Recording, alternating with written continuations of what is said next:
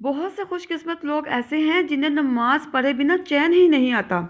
उन्हें फिक्र होती है तो बस नमाज की, और हमें बस खाने की और दूसरी गैर ज़रूरी चीज़ों की। अजान हो रही होती है पर हमें कोई बेचैनी फील नहीं होती। हमारे अंदर हमें कोई नमाज के लिए नहीं उकसाता, क्योंकि हम नमाज से मोहब्बत नहीं करते। और वो जो नमाज से मोहब्बत करते हैं उनको रिकॉल अंदर से आती है, उन्हें याद नहीं करवाना पड़ता।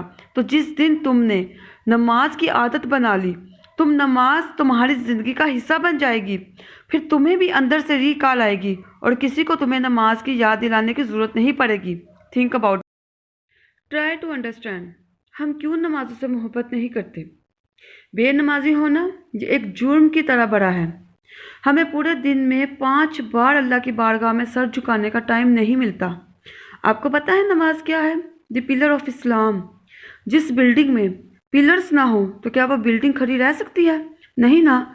तो बगैर नमाज के हमारा ईमान कैसे सलामत रह सकता है?